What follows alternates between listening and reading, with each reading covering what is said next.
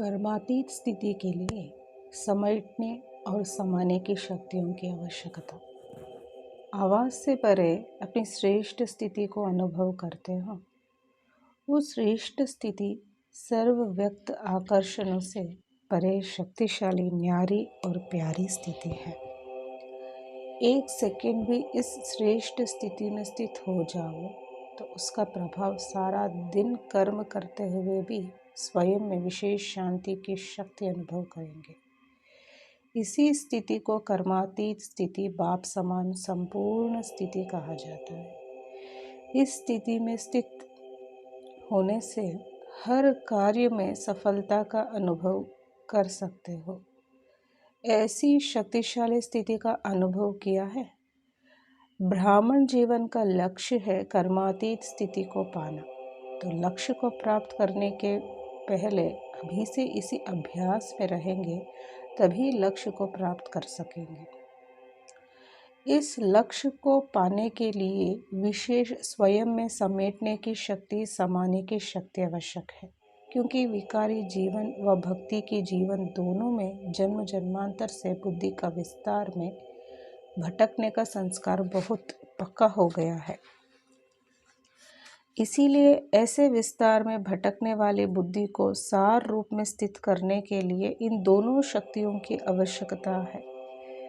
शुरू से देखो, अपने देह के भान के कितने वैरायटी प्रकार के विस्तार है, उसको तो जानते हो ना।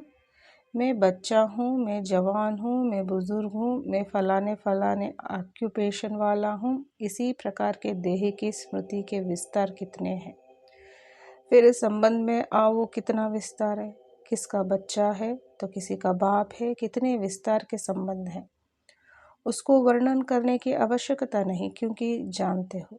इसी प्रकार देह के पदार्थों का भी कितना विस्तार है। भक्ति में अनेक देवताओं को संतुष्ट करने का कितना विस्तार है। लक्ष्य एक को पाने का है, लेकिन भटकने के साधन अनेक है। इतने सारे प्रकार के विस्तार को सार रूप में लाने के लिए समाने की व समेटने की शक्ति चाहिए। सर्व विस्तार को एक शब्द से समा देते, वो क्या? बिंदु।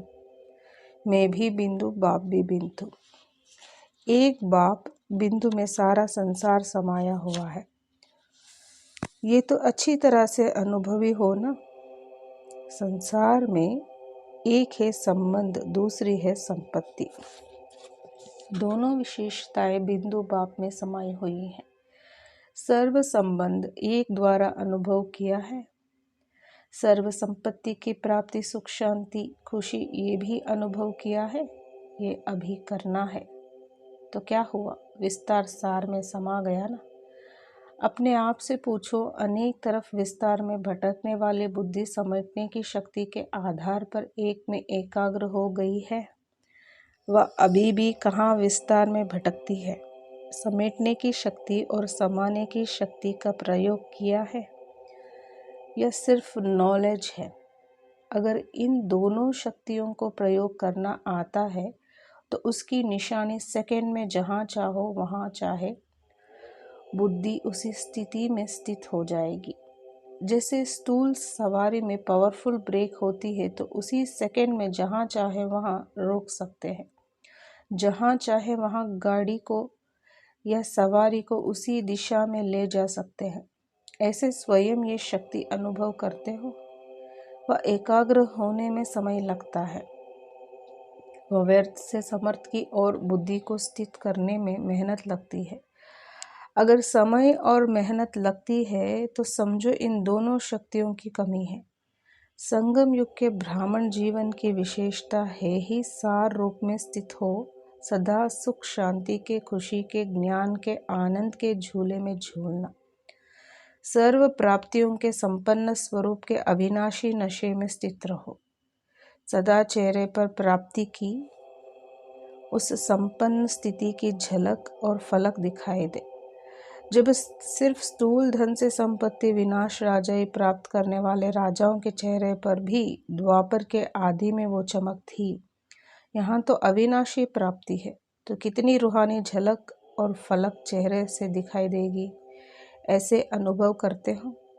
वह सिर्फ अनुभव सुन करके खुश हो जाते हो।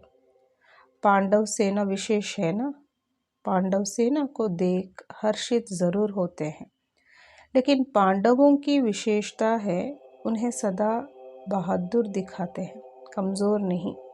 अपने यादगार चित्र देखे हैं ना, चित्रों में भी महावीर दिखाते हैं ना, तो बाप दादा भी सभी पांडवों को विशेष रूप से सदा विजयी, सदा बाप के साथी अर्थात पांडवपति के साथी, बाप समान, मास्टर सर्वशक्तिमान स्थिति में सदा रहे, यही विशेष स्मृति का वरदान दे रहे हैं। भले नए भी आए हो, लेकिन हो तो कल्प पहले की अधिकारी आत्माएं, इसीलिए सदा अपने संपूर्ण अधिकार को पाना ही है। इस नशे और निश्चय में सदा रहना, समझा। एक सेकेंड में बुद्धि को एकाग्र कर सर्व प्राप्ति को अनुभव कर सदा सर्व शक्तियों को समय प्रमाण प्रयोग में लाते, सदा एक बाप ने सारा संसार अनुभव करने वाले ऐसे संपन्न और समान श्रेष्ठ आत्माओं को बाप दादा का याद प्यार और नमस्ते। अच्छा, ओम शांति।